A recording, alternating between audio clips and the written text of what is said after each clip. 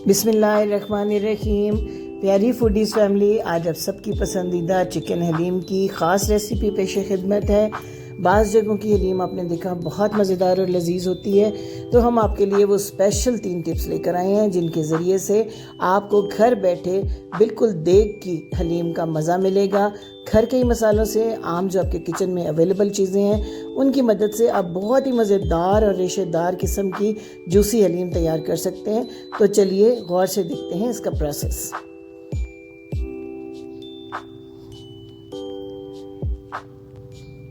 सबसे पहले इंग्रेडिएंट्स: 1 पाव चने की दाल, आध पाव मसूर, आध पाव मूंग की दाल, आध पाव माश की दाल, 1 कप चावल और 1 कप ये हमारे पास दलिया है गंदम का। गंदम अवेलेबल नहीं थी तो आप इसके लिए आसानी से गंदम का दलिया भी इस्तेमाल कर सकते हैं। इन सबको हमने 6 घंटे भिगो के रखा।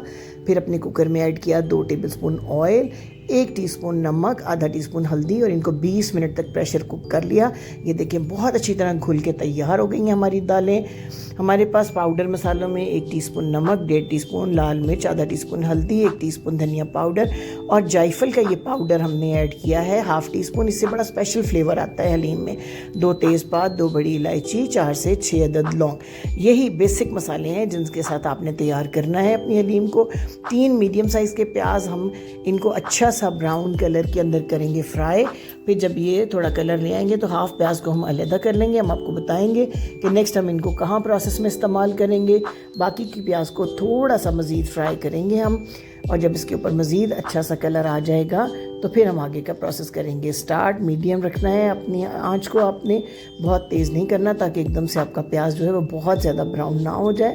तो ये देखिए, अब मैंने इसमें ऐड किया है 1/4 कप पानी, क्योंकि अगर आप पानी ऐड किए बगैर इसमें मसाले ऐड करेंगे तो ऑयल के गर्म होने पर आपके मसाले बर्न हो जाएंगे और आपका जो हलीम का कोरमा है उसका टेस्ट बिल्कुल ख़राब हो जाएगा। पानी ऐड करने के बाद तमाम साबुत और पाउडर मसाले मैंने इसमें ऐड कर दिए हैं और इसको चंद सेकंड तक मैं अच्छे से करूँगी फ्राई, ताकि जो मिर्च का कच्चापन है वो दूर हो जाए।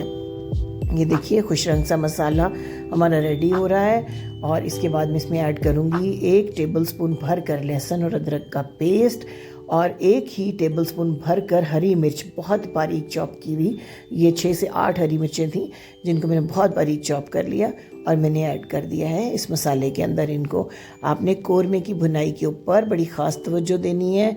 एक गोश्त ऐड करने से पहले मसाले की भुनाई पर भी, और जब आप इसके अंदर गोश्त ऐड कर दें तब भी। ये 3 पाव मेरे पास चिकन के बड़े पीसेस हैं जो मैंने इसमें ऐड कर दिए हैं। मोस्टली ये बोनलेस हैं, थोड़ा सा इसमें हड्डी वाला पीस है और इसको आपने बहुत अच्छे तरीके से भूनना है। आंच को आपने मीडियम रखना है, बहुत तेज़ आंच भी नहीं रखनी है और स्लो आंच पर भी ये गोश्त से ही भुनाई इसकी नहीं हो सकेगी। तो मीडियम आंच के ऊपर आप इसको अच्छे से भूनें। तो जनाब, अगर हमारी रेसिपी पसंद आ रही है तो लाइक का बटन झटपट दबा दीजिए, और अगर आप हमारे चैनल पर नए हैं तो आपसे रिक्वेस्ट कि हमारे चैनल को सब्सक्राइब करना मत भूलिएगा, क्योंकि हम आपके लिए लाते हैं टोटली घर के मसालों से तैयार होने वाली बहुत सादा, बहुत आसान रेसिपीज़ जिनके ज़रिए आप नहायत मज़ेदार, बिल्कुल रेस्टोरेंट स्टाइल फ्लेवर्स अपने घर पर ही बना सकते हैं। तो जनाब, इसको आपने इतना अच्छा सा भूनना है मकोरमे को कि इसका ऑयल सेपरेट हो जाए और आपका जो गोश्त है वो अच्छी तरह टेंडर भी हो जाए। फ़िलहाल हम इसकी भुनाई कर रहे हैं, फिर हम इसको खुले पानी में बहुत मुलायम करने की हद तक आपने इसको गलाना होगा। तो थोड़ा सा जो प्याज मैंने अलग कर लिया था उसको मैंने पानी डाल के पेस्ट बना लिया है और इस प्याज के पेस्ट को इस स्टेज पे मैंने ऐड किया है इसके अंदर। इस तरीके से जब आप प्याज का पेस्ट ऐड करते हैं तो आपके कोरमे में एक बड़ा स्पेशल फ्लेवर आता है। तो ये हो गई आपकी टिप नंबर 2।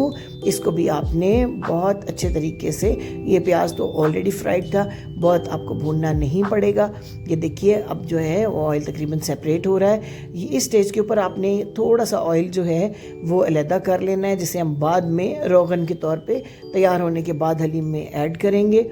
अभी फ़िलहाल मैं इसको थोड़ा सा मज़ीद बुनाई की तरफ लेके जा रही हूँ। मुझे ऐसा लगा कि इसको थोड़ा और भुनने की ज़रूरत है। मैंने तकरीबन इसको 10 से 12 मिनट गोश्त को भुना है।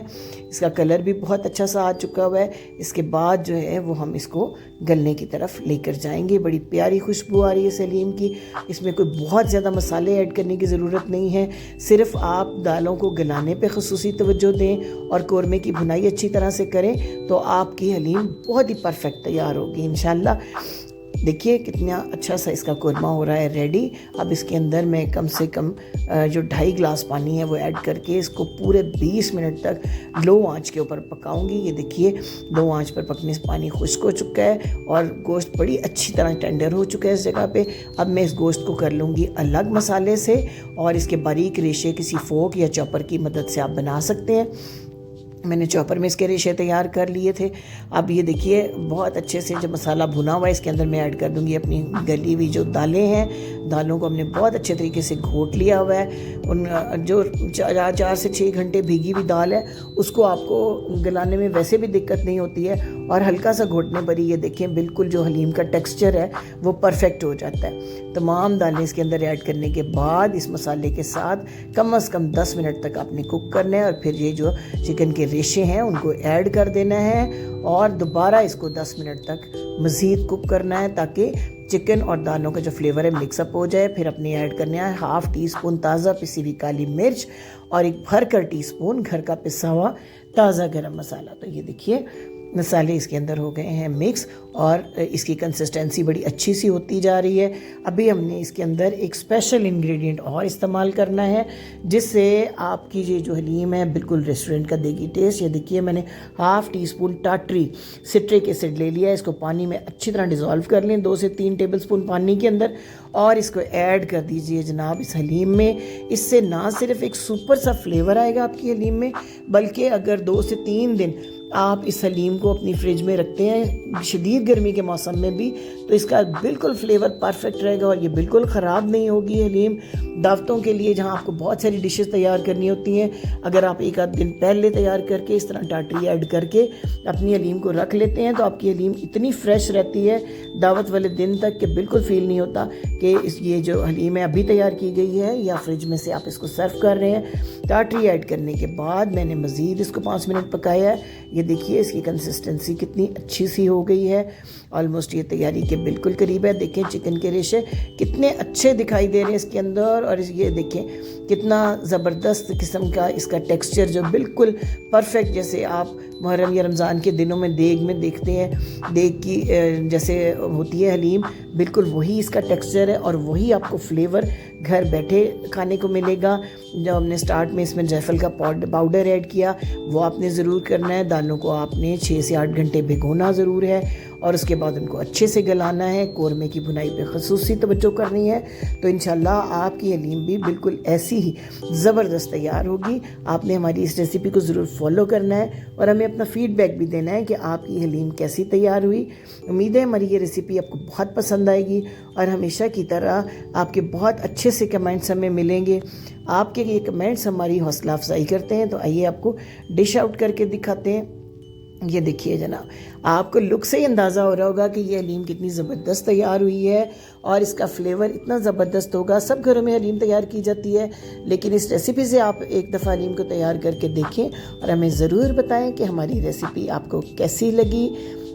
Thank you for watching. उम्मीद है कि आप हमारी हौसला